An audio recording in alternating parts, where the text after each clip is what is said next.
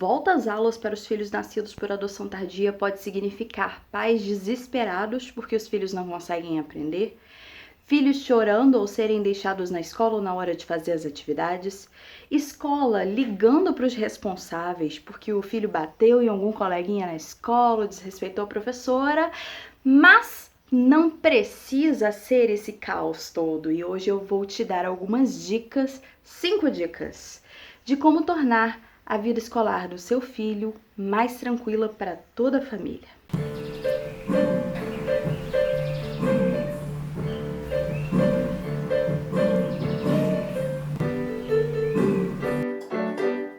Oi, meu bem, tudo bem? É comum que crianças e adolescentes que sejam filhos por adoção cheguem nas famílias apresentando algumas dificuldades de aprendizagem ou escolares.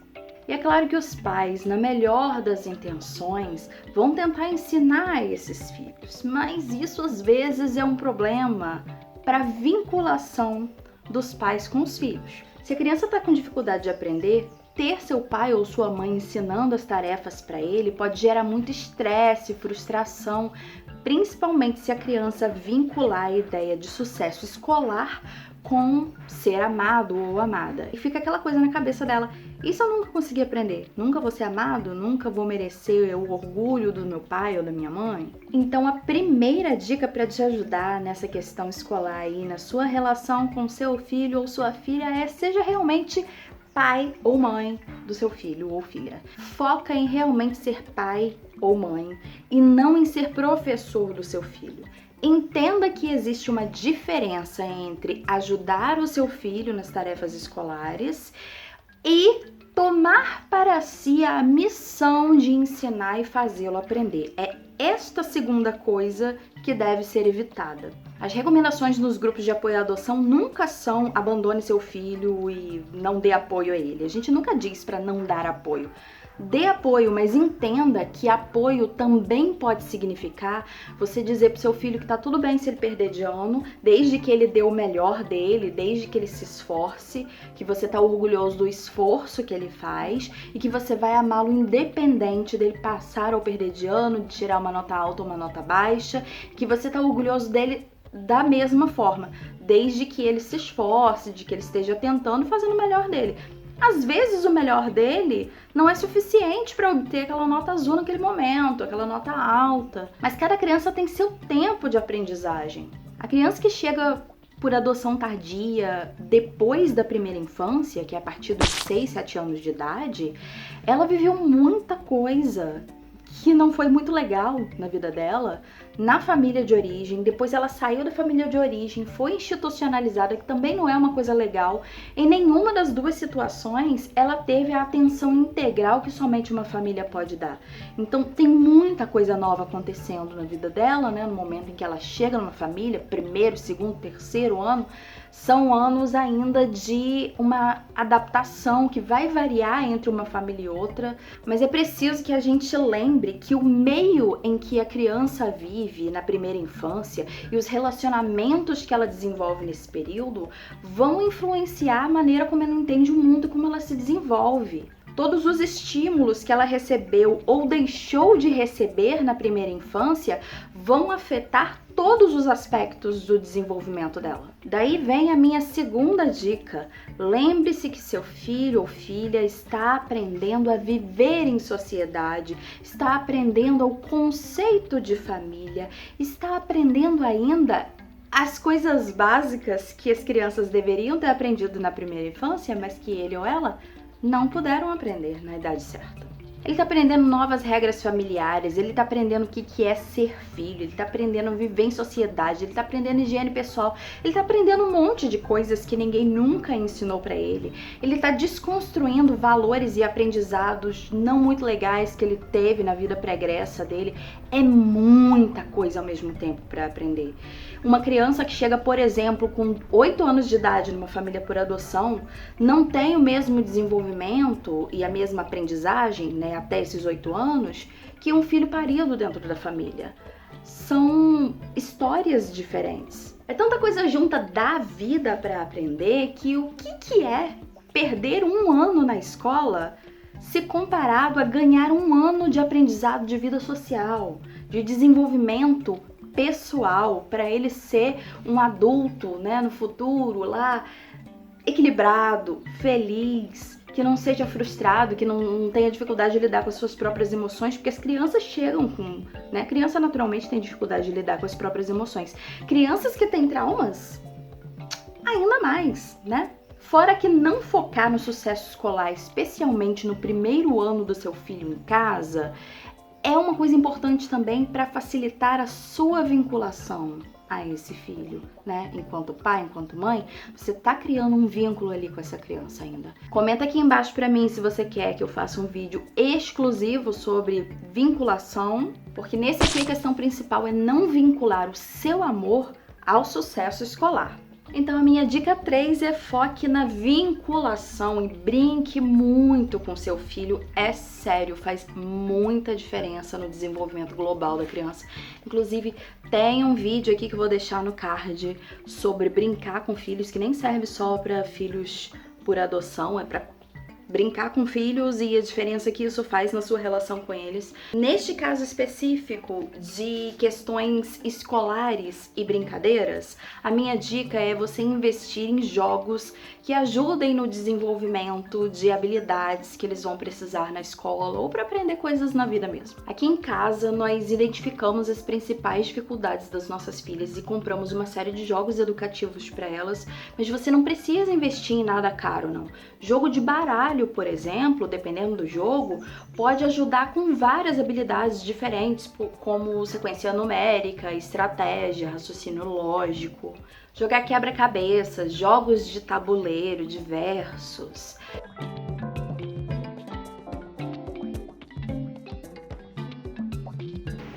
Mi, aqui é retinho, então aqui tem que ser o quê? Brincar de bonecas, contar histórias para estimular a criatividade também. Brincadeiras que estimulem o controle motor fino para ajudar na escrita, a aprender a escrever. Brincadeiras como rabiscar desenhos com palitinho na praia, né? Tomou um picolé, aí usa o palito picolé para depois na areia fazer desenhos. Fazer desenho com cola colorida, brincar de massinha.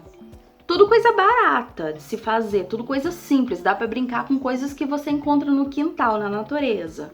Inclusive, deixa eu aproveitar para deixar uma dica aqui de um aplicativo gratuito chamado EduEdu, que ajuda muito aos pequenos que estão alfabetizando, na verdade, aos pequenos que estão no Fundamental 1 até o 5º ano.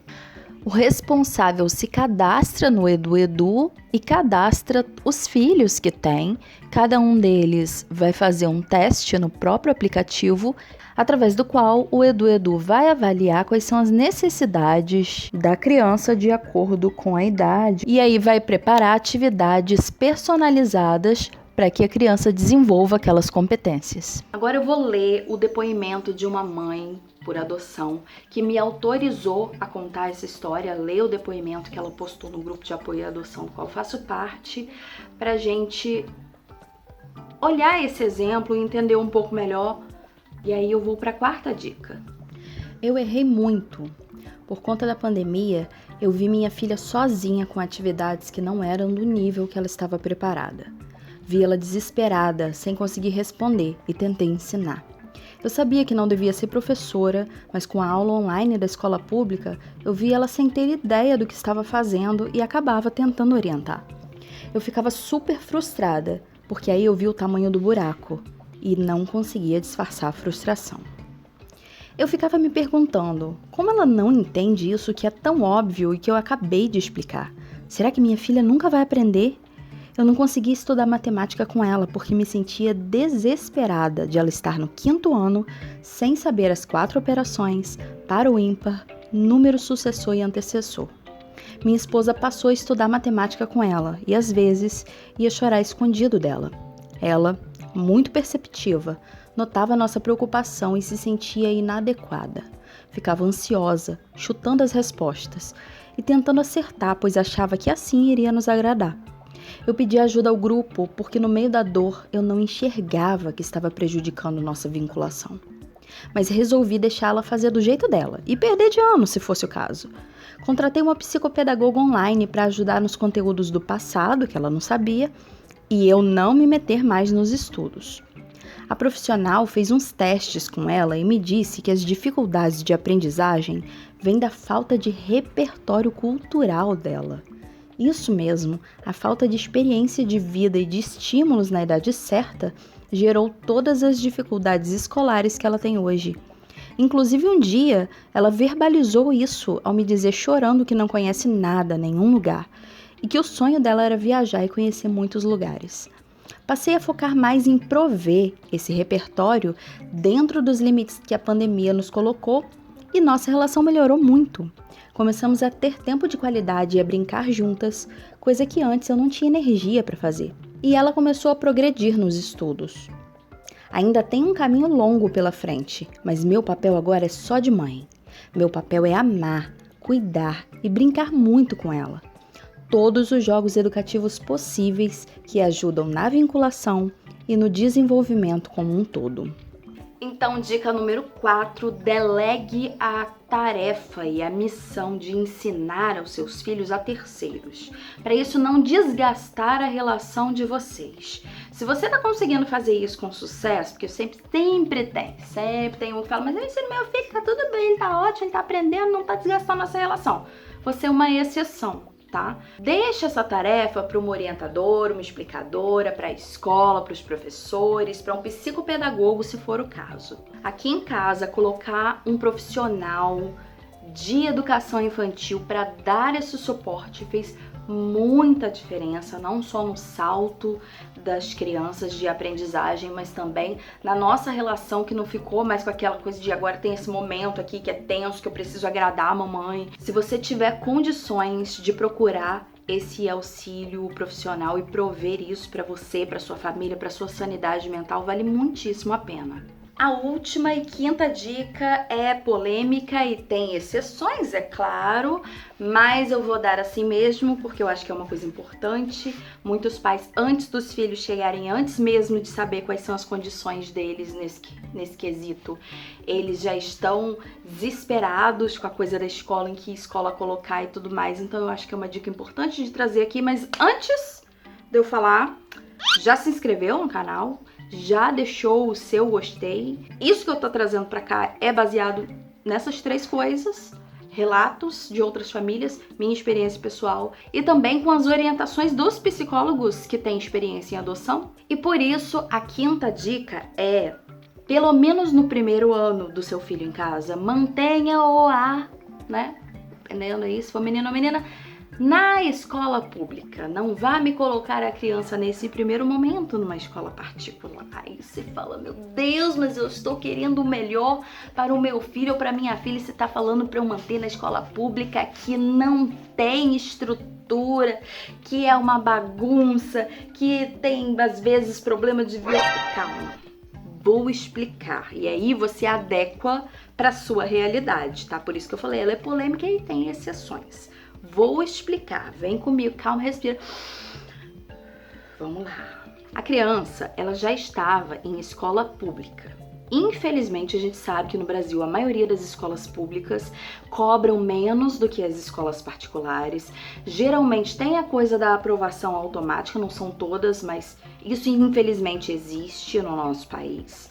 A aprovação automática é o que vai diferenciar no maior grau, assim, a escola pública da particular, e também a falta de estrutura, muitas vezes, para que os professores possam trabalhar. Às vezes o professor que trabalha na rede pública é o mesmo que trabalha na rede particular, mas sem estrutura física ele não consegue desenvolver tão bem assim o trabalho, né? São questões sociais que fazem parte da realidade dos nossos filhos, que chegaram por adoção tardia. Se eles já têm essa dificuldade, se eles já têm uma defasagem escolar, talvez, que essa pelo menos é a orientação que os psicólogos com experiência em adoção dão pra gente dentro dos grupos de apoio à adoção, talvez seja mais interessante, ao menos no primeiro ano, mantê-lo numa escola pública e investir nessas outras coisas que eu falei. Numa orientação, numa aula particular, num curso que vai ajudar ele com alguma habilidade escolar que ele tem dificuldade, em jogos educativos, em dar repertório cultural para esse filho poder se desenvolver na escola, porque às vezes o que falta é repertório, é conhecimento de mundo. Querendo ou não, a gente que é pai e mãe tá pagando mensalidade da escola particular ali, às vezes com dificuldade para dar o melhor pro nosso filho, filha, né? A gente tende a cobrar um pouco mais dos nossos filhos, porque dói no nosso bolso a perda do ano, né? Então, se for para perder, deixa perder na escola pública, vai dando esse suporte por fora para ele poder acompanhar e chegar no momento que quando ele entrar na escola particular, não vai ser tão traumático, não vai ser uma disparidade tão grande assim do conhecimento que os colegas de turma têm, que ele vai conseguir acompanhar, que ele vai conseguir entender os exemplos que serão dados, que ele vai ter o repertório cultural para isso também. Fora que, primeiro ano em casa, muitas crianças por adoção, elas dão meio que uma pane, assim, não conseguem aprender coisas muito novas não. Porque, como eu disse, aí a gente volta para aquela outra questão das novidades na vida social dela, o cérebro já está colocando a energia dele em aprender um monte de habilidades sociais novas, um monte de regras novas, a comer alimentos novos, a dormir numa cama nova, às vezes mudar de cidade, a chamar uma nova família de família.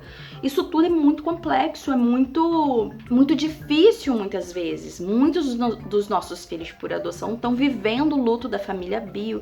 Enfim, tem um monte de questões psicológicas ali que também estão atrapalhando, né? Então, fica aqui uma dica bônus.